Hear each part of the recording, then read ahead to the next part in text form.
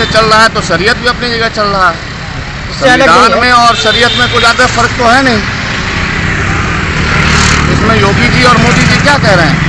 वो तो जो भी कह रहे हैं बस हिंदू मुसलमान से कोई रोजगार मिल रहा है और क्या, बस यही एक मुद्दा है छोटा। उत्तर प्रदेश में चुनाव के बीच धर्म और मजहब पर सियासत तेज होती नजर आ रही है।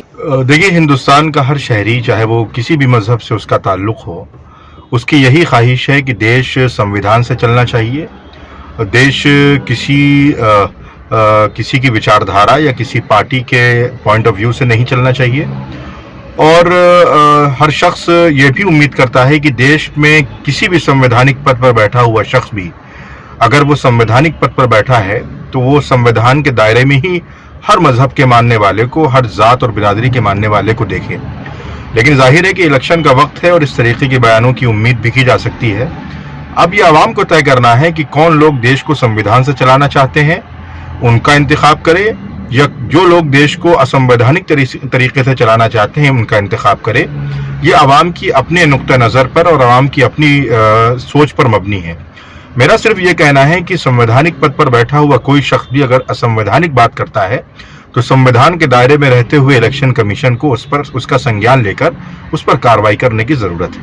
यूपी सीएम योगी आदित्यनाथ ने बयान देते हुए कहा कि गज़वाए हिंद का सपना कयामत तक पूरा नहीं होगा। सीएम योगी ने कहा कि देश शरीयत से नहीं संविधान से चलेगा। मुस्लिम मुक्त भारत का सपना देखने वाले, इस्लामोफोबिया से ग्रसित, गोडसेवादी सोच के कुछ धार्मिक उन्मादी ये बात गांठ बांध लें कि वो रहें या ना रहें, लेकिन मुसलमानों को भारत से और भारत को मुसलमानों से कोई अलग नहीं कर सकता, क्योंकि मुसलमानों की नसों में लहू बनकर भारत दौड़ रहा है, हमारे दिलों में है।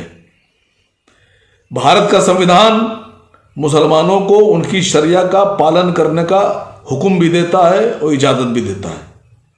हम भारत के संविधान के तहत अपनी शरिया का पालन करते हैं।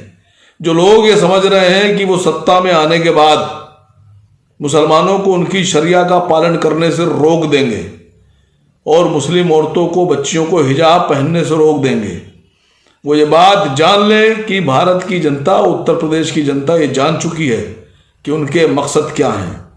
भारत की जनता ने, प्रदेश की जनता ने ये मन बना लिया है कि उनको 10 मार्च के बाद वापस मठ भेज दिया जाएगा और वो वहाँ बैठकर चाहे पकौड़ा तलें या गुलगुला तलें, ये उनकी मर्जी। लेकिन 10 मार्च के बाद उत्तर प्रदेश की आवाम ने मन बनाया है कि सत्ता का परिवर्तन होगा, नया सूरज निकलेगा और नया इतिहास रचा जाएगा। हिजाब विवाद पर सीएम ने कहा कि हमारी सरकार में महिलाओं को सम्मान एवं अधिकार दिया गया है। हिजाब मामले पर बात करते हुए सीएम योगी आदित्यनाथ बोले कि ये स्कूल का विषय, व्यक्तिगत आस्था को देश पर लागू नहीं कर सकते हैं। योगी के गज़वाए हिंद बयान पर देखिए क्या है आम जनमानस की राय।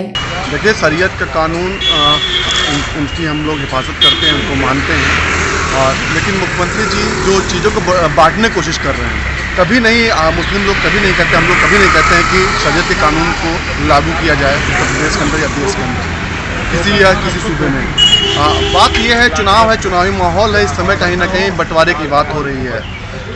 शरीयत के अगर बात करें पहले समय में, तब शरीयत कानून माना जाता था, लेकिन अभी ऐसा कुछ नहीं है। हाँ, हमारी धार्मिक कुछ आस्थाएं होती हैं, मानते हैं, धार्मिक हमारे अपनी चीज़ें होती हैं, उनको हम मानते हैं, उसमें रुकावट भी कोई नहीं कर सकता है।